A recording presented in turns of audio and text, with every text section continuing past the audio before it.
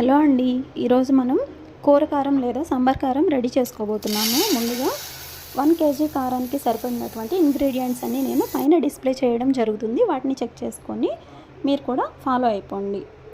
ధనియాలు తీసుకొని వాటిని లైట్గా ఫ్రై చేసుకోవాలి. తర్వాత ఆవాల్ని యాడ్ చేసుకోవాలి, చాలా దోరగా ఫ్రై చేసుకోండి. తర్వాత మెంతుల్ని యాడ్ చేసేసుకోండి, వీటిని కూడా బాగా దోరగా ఫ్రై చేసుకోండి.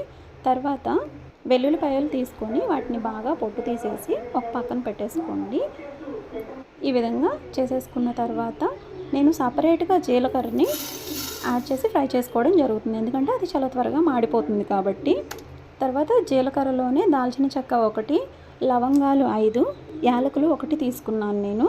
అది సువాసన కోసం మాత్రమే తీసుకున్నాను, కంప్లీట్గా మీ ఆప్షనల్, అది నేనైతే కావాలని వేసేసుకొని ఈ విధంగా దోరగా ఫ్రై చేసేసుకున్న తర్వాత వీటిని మిక్సీ జార్లోకి యాడ్ చేసేసుకొని బాగా పౌడర్ లాగా పట్టించేసుకోండి. మీరు ఎంత బాగా పౌడర్ చేసేసుకుంటే అంత మంచి స్పైసెస్ అనేవి బయటకు వస్తూ ఉంటాయి అన్నమాట. చాలా స్మెల్ వస్తుంది మంచిగా. ఈ విధంగా నేను ఒక బేషన్ తీసుకొని ఆ బేషన్లో ఈ పౌడర్ని మొత్తాన్ని యాడ్ చేసేసుకోవడం జరిగిందనమాట. తర్వాత 1 కేజీ కారం నేను తీసుకున్నాను. చూసారు కదా ఎంత రెడ్గా ఉందో. ఈ కారంలో నేను ఏదైతే మిక్సీ పట్టేసుకొని పౌడర్ రెడీ చేసి పెట్టుకున్నానో దాన్ని యాడ్ చేయబోతున్నాను. ఈ విధంగా చూపించేలాగా మీరు కూడా యాడ్ చేసేసుకోండి. మొత్తానికి బాగా కలిసేలాగా ఈ పౌడర్ని మిక్సీ చేసేసుకొని తర్వాత పసుపు వేసేసుకోండి. పసుపు తర్వాత సాల్ట్, ఈ రెండింటిని కూడా యాడ్ చేసుకొని బాగా కలిపి పెట్టేసుకోండి.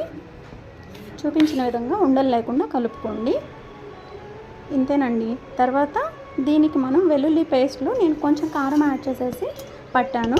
ఉండలు లేకుండా దీన్ని కూడా మసాలా కారానికి యాడ్ చేసేసుకోండి.